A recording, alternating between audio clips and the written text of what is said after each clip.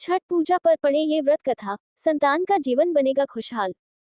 छठ पूजा व्रत कथा 2024। छठ पूजा का व्रत बहुत पवित्र और कठिन माना जाता है।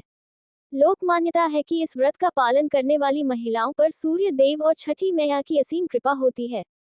छठ पूजा बिना व्रत कथा के संपूर्ण नहीं मानी जाती है। महालोक पर्व मानी जाने वाली छठ पूजा इस साल 5 नवंबर दिन मंगलवार से शुरू हो रही है।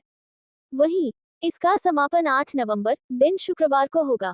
4 दिनों तक चलने वाली छठ पूजा के दौरान सूर्य देव और छठी मैया की पूजा का विधान है।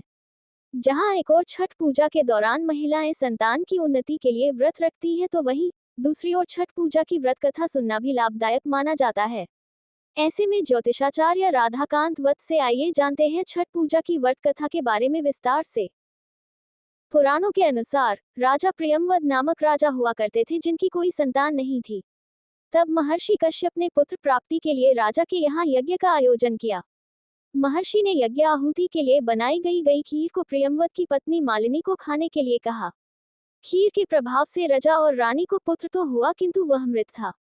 प्रियंवद पुत्र को लेकर शमशान गए और पुत्र वियोग में प्राण त्यागने लगे। उसी समय भगवान की मानस पुत्री देवसेना प्रकट हुई।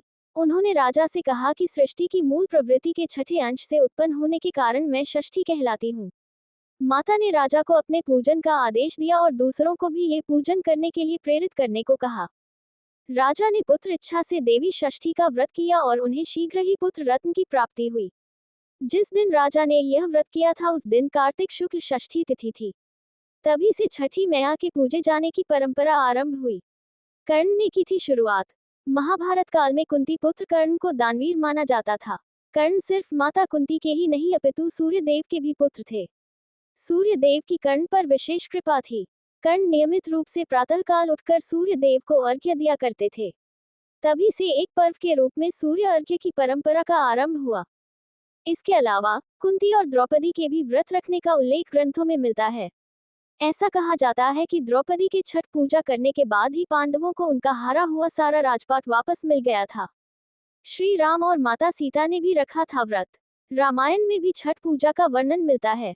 दरअसल भगवान राम सूर्यवंशी कुल के राजा थे और उनके आराध्य एवं कुलदेवता सूर्य देव ही थे। इसी कारण से राम राज्य की स्थापना से पूर्व भगवान राम ने माता सीता के साथ कार्तिक शुक्ल षष्ठी के दिन छठ पर्व मनाते हुए भगवान सूर्य की पूजा विधि विधान से की थी। मार्कंडेय पुराण में भी है वर्णन। मार्कंडेय पुराण में इस बात का उल्लेख मिलता है कि छठी मैया प्रकृति की अधिष्ठात्री देवी हैं और इसके साथ ही भगवान सूर्य की बहन भी। छठी मैया को संतान सुख, संतान की दीर्घायु और सौभाग्य प्रदान करने वाली माता माना गया है। जब बच्चे के जन्म के छठे दिन उसका छठी पूजन होता है, तब इन्हीं माता का स्मरण किया जाता है।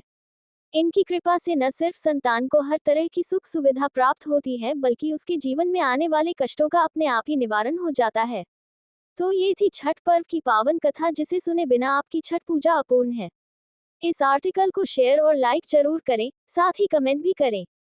धर्म और त्योहारों से जुड़े ऐसे ही और आर्टिकल पढ़ने के लिए जुड़ी रहें हर जिंदगी से।